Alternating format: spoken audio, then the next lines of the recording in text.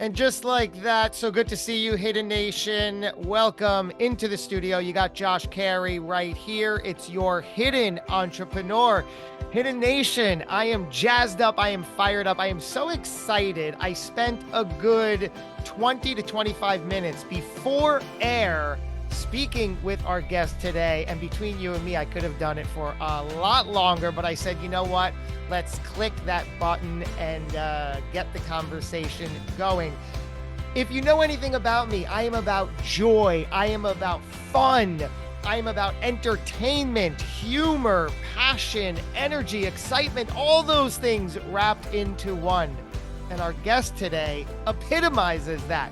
Get this, I'm joined by Dick Cary, who is, as one of his reviews says, he's got more stories than the Empire State Building.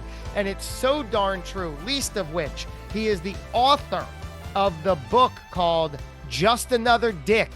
Let me repeat that. The name of the book is Just Another Dick, the presumptuous memoir of a truly unimportant person. Now, Hidden Nation, imagine if we just spent time really investigating all of the nuance of that title. And that's where we're going to begin. Let's welcome to the program, Dick Cary. Thank you for joining in. Thank you for having me. I think I'm going to really enjoy this too. I mean, I think humor is my religion. So thank you. Yeah, of course. I want to start there because I'm glad you connected that. Humor is your religion. I feel much of the same way. Whether you feel like you're quote unquote good at humor or not, you could still and should be able to still embrace it and use it in everyday life. Certainly the title of your book, Just Another Dick, the presumptuous memoir of a truly unimportant person. Let's start with the title. Obviously your name is Dick Cary. What was it like to come up with that title? Was it an obvious choice? Did you have to work to it? Did anybody resist it? Give me the story behind the title. Okay, I had an advertising agency with my wife, and all our clients were record labels, and that was kind of fun.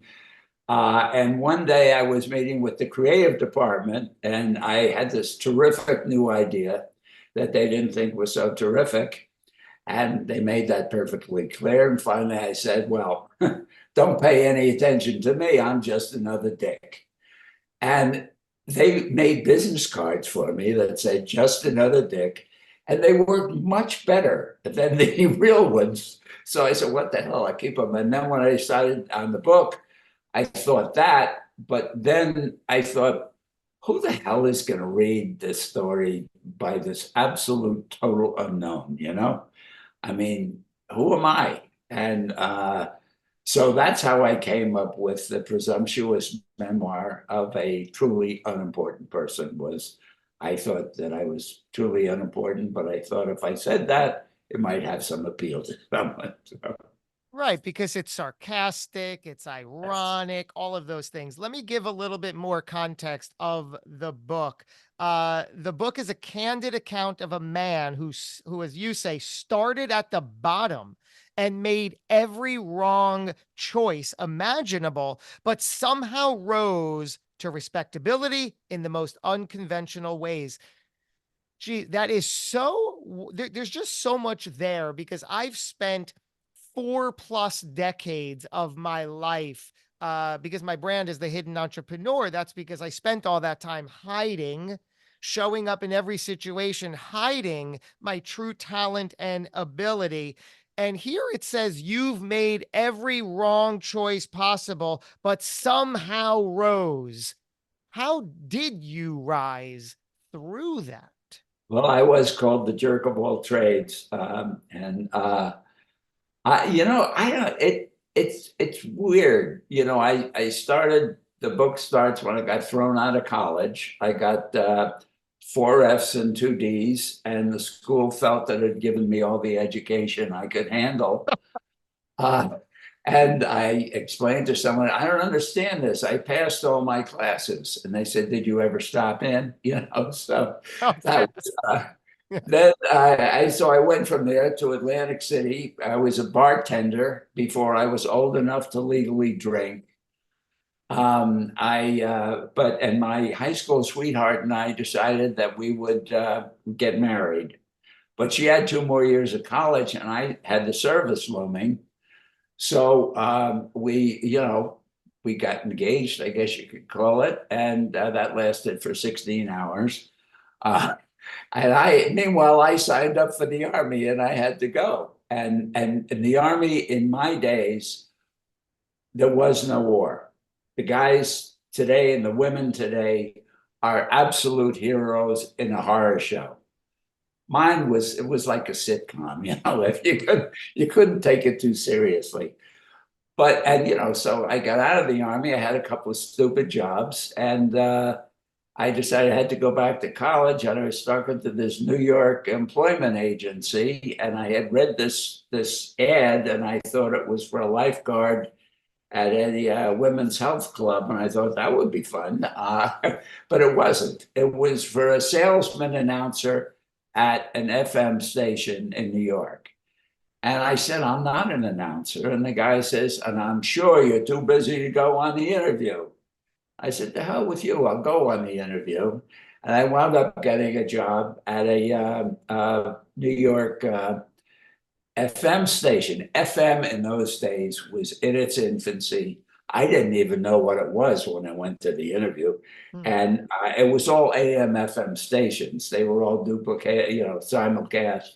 But I liked it. All of a sudden, I had sold cars in the summertime, in the wintertime at a summer resort. I sold vacuum cleaners that cost $275 in 1960, and those were tough sales. And here I got to write the commercials for what I did, and all of a sudden I fell in love with radio. And I guess boredom is a real enemy of mine. When I get bored, I just get helpless, hopeless. And anyway, I took it seriously, and I still had a screwy life on the side, but I advanced in radio and ultimately became the youngest general manager in New York City. And on the side, I ran a racetrack for cars and motorcycles. And I wound up working for Ed Koch in his first congressional campaign. Ed was a character. I absolutely loved him. He used to come up to my apartment in the morning because he liked the subway station I was near. And we'd go out and that stuff. And, I had a real girlfriend of mine had been a model, and she introduced me to this guy so I could do some real people modeling. The definition of that is you get paid a lot less than the pros.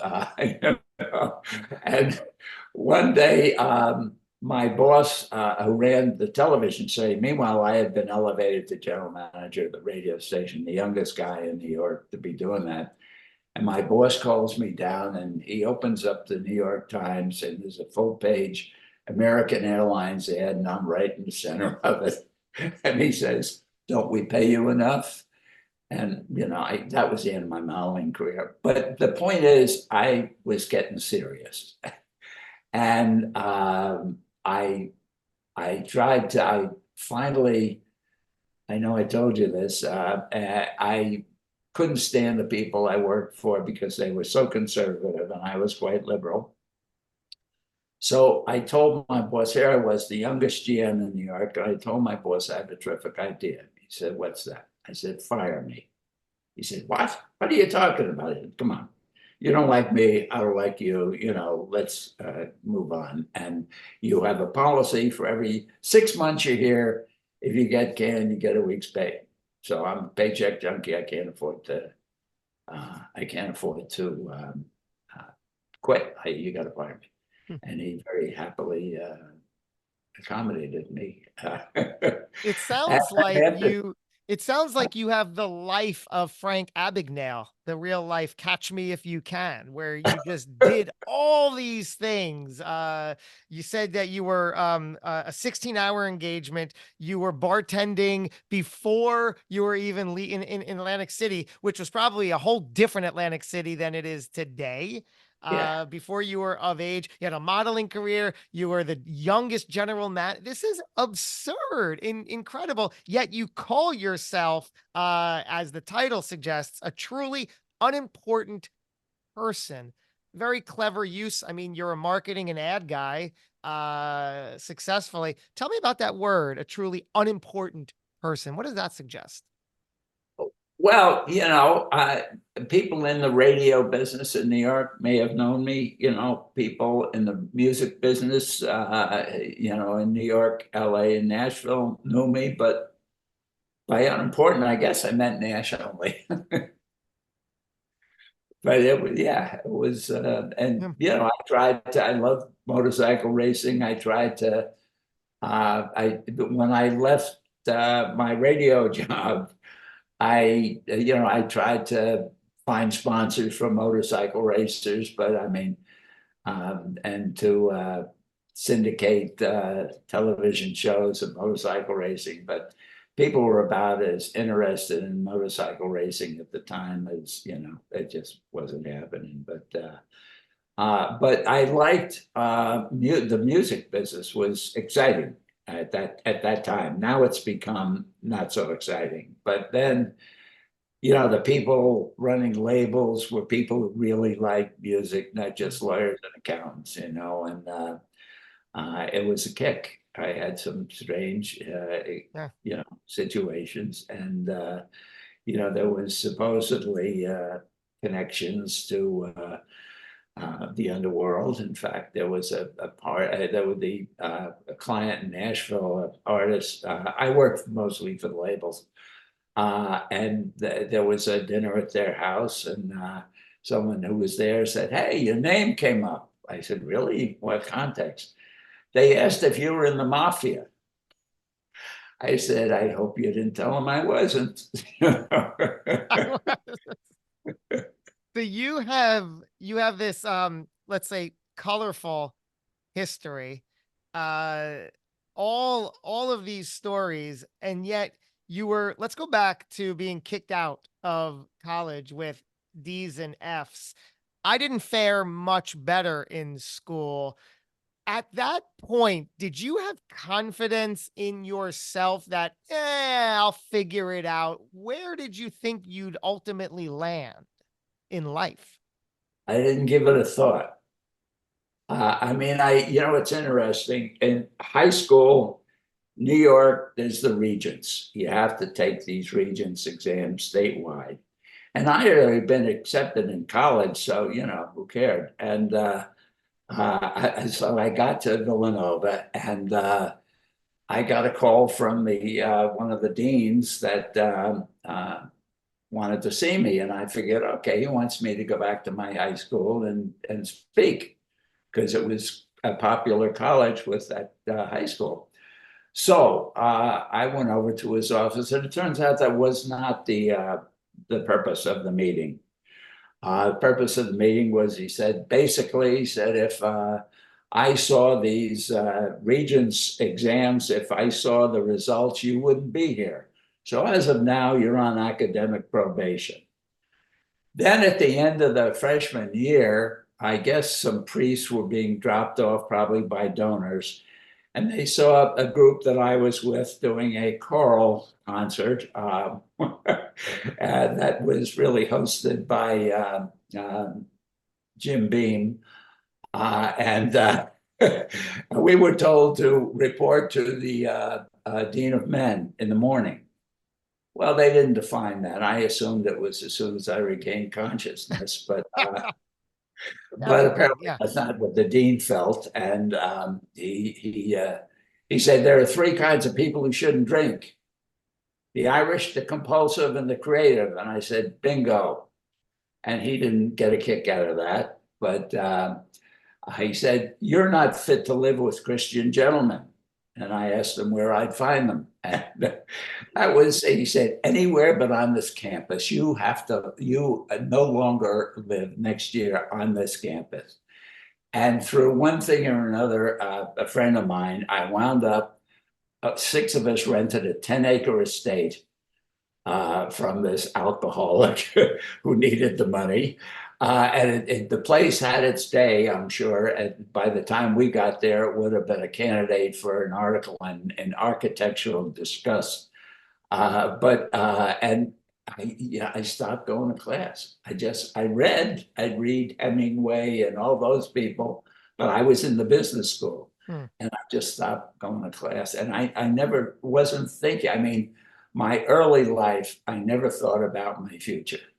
And How that did was you, why. yeah, how Huh? did you wind, how did you wind up throughout your journey, it's seemingly in the right place at the right time? Was it just the will of the universe? Was it happy accidents? Was it your deliberate anything?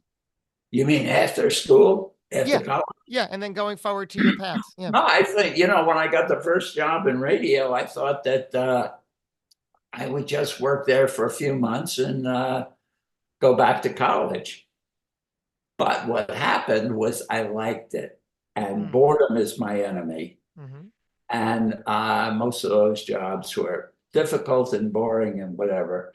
But all of a sudden, I found something I liked. I really liked. I The liked, radio.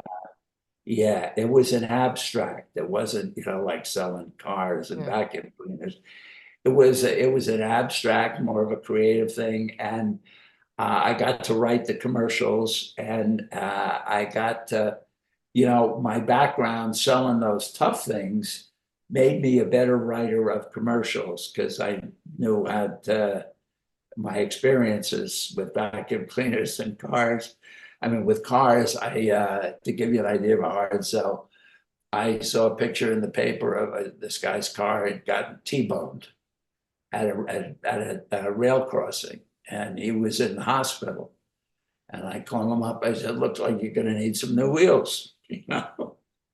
And a lot of people don't give me credit for it, but that's the kind of a hard sell I came from or developed. And while radio, FM in those days was a hard sell, I liked it. And maybe I liked the entertainment business part of it. I think I liked the creativity of writing the commercials.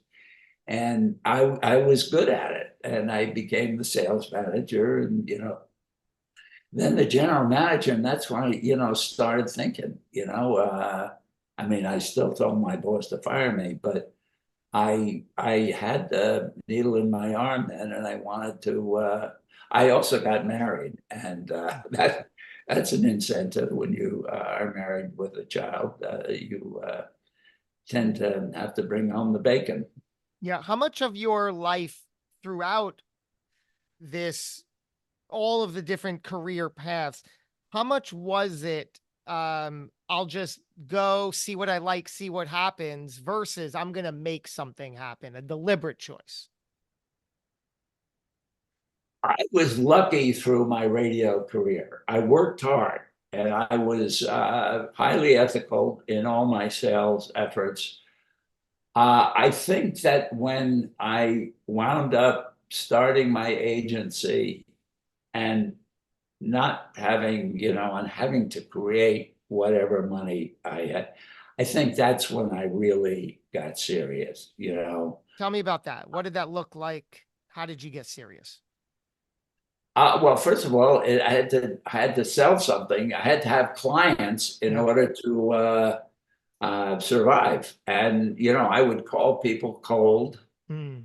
and give them my pitch, and I wound up with a few. Initially, they were all what's called direct response clients, which means on radio. I use radio because I didn't know how to do television to print, and but you had to have the telephone number three times in the spot. And the phone either rang or it didn't.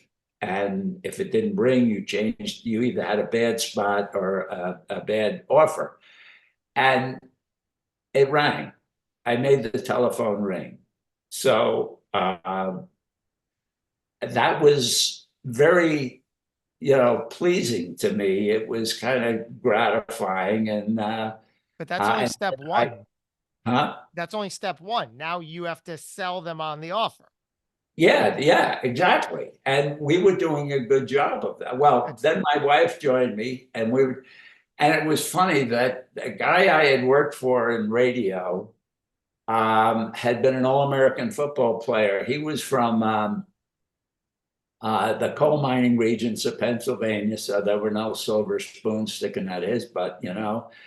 And he wound up in the Naval Academy, and they played a local game against the University of Maryland, and the guy opposite him was this Italian guy from New Jersey whose father was a union organizer on the docks, and that was Ben. And they played against each other. They hated each other, and they beat the crap out of each other all afternoon. And about 20 years later, they bump into each other in a bar in LA.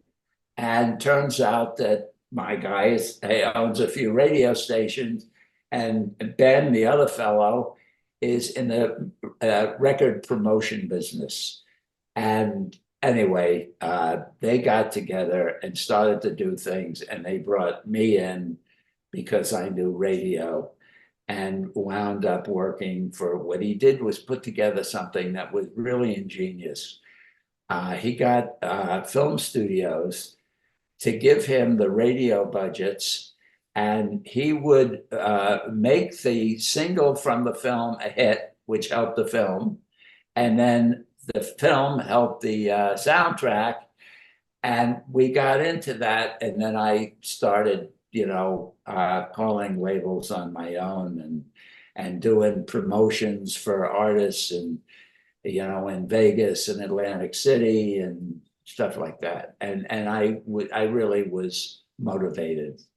I did, I all of a sudden took it seriously. all these stories are in the book.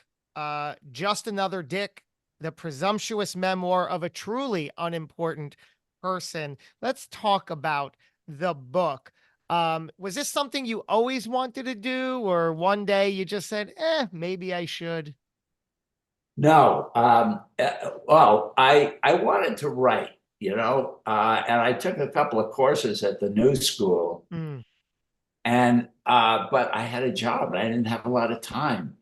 The only time I really had to write, I also raced go-karts, and the only time I had to write was when I couldn't go to work because I either had a go-kart or a motorcycle accident. mm. And so, but then at some point I thought, when success had rolled in, I thought, yeah, I should write something for the kids. Yeah. They were adults by then. But so they know more about me, although maybe they already know too much about me. And I started to write on and off and on and off. And then I thought, maybe this thing could be a book. And I kept writing, and it was recommended to this editor, and I got to 400 pages. And I sent her the manuscript, Sure. and she said, well, your first mistake, you single spaced. I now had about 800 pages. Oh my, of just your life stories, your Yeah. Oh, there's thoughts. so many. So yeah, I had about 800 pages, and I had to get it down to about between 250. It's now 250 something, 256, I think. So where are the extra 500 pages? I have them. Yeah. And that was hard. I mean, I think that, I pretend that I have no ego, but when you're doing the editing and you say, wait a second, that's a great line, but unfortunately it comes at the end of a whole page, so out. It's so funny you bring up ego. I'd love your thoughts on that, because you write, and I know a lot of this is tongue in cheek, your book and the title, but you say a truly unimportant person, but somebody with an ego wouldn't suggest that. See, you have an ego. Yeah, it doesn't everybody.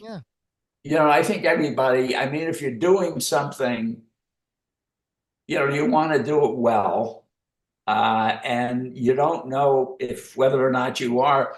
But when it comes in the book area, when it comes time to edit, you kind of like what you wrote, and you kind of don't like having to take some of it out. I think that that was the experience that I had. There were certain things I thought were kind of fun, but Yeah.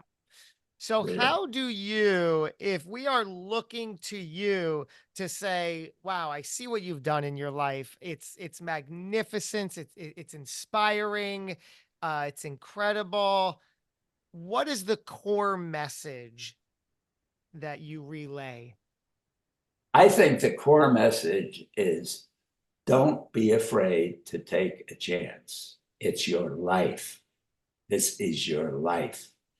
Take a chance if you have any confidence in yourself, or even if you don't.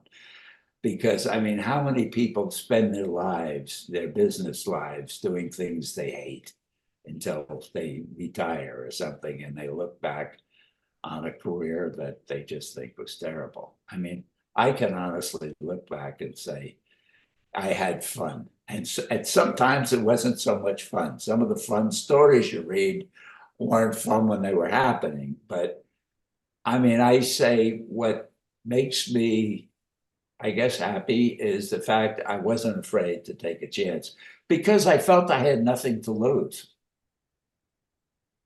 I mean, I wasn't risking anything except some money, and money was never a big object for me. When I went into advertising, when my wife and I started the agency, we wanted to do something that interested us.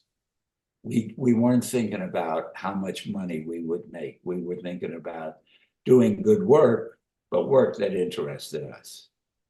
How important is somebody like your wife in a partnership?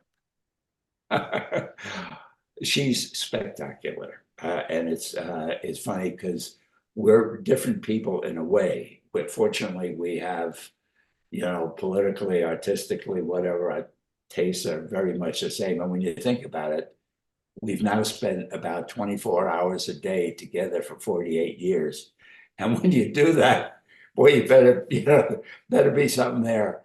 But she is much more. Let's say she's a lawyer and I'm a salesman, but I don't overgo, I don't get into I'm ethical. And I would say that she's the brain and I'm the mouth.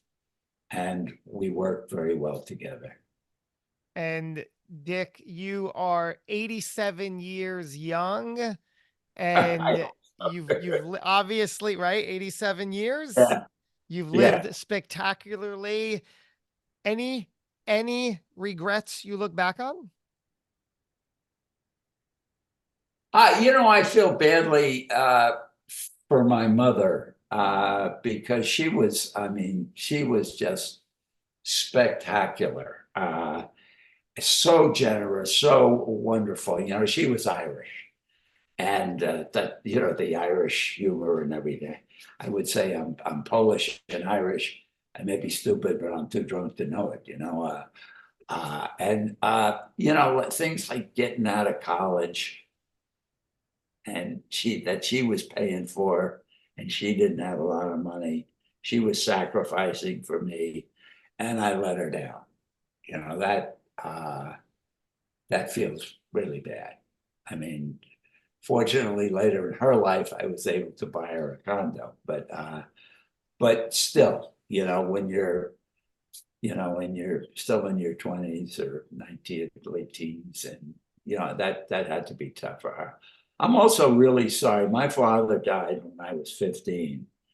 I tell you, my life would have been a lot different had he been alive. He'd have beat the crap out of me for some of the stuff I did. But I mean, I wish now that, I wish now that, I don't mean this to sound, like pompous but I wish that they could see that somehow it had worked out and it was good, that the son that they had uh, made something of himself. Does everything happen for a reason? I don't know. I don't know.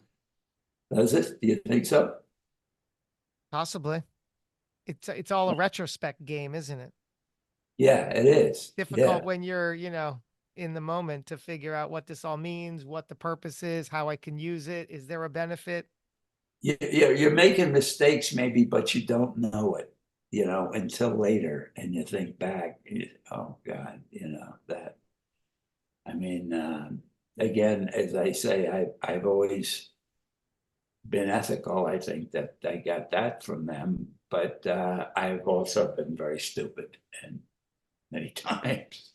Have you spent any time contemplating the meaning of life? Yeah, some. Yeah, yeah. How do you wrap that up in a nutshell? I don't know.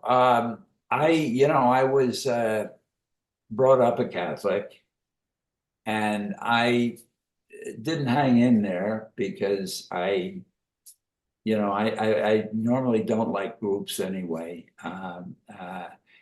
And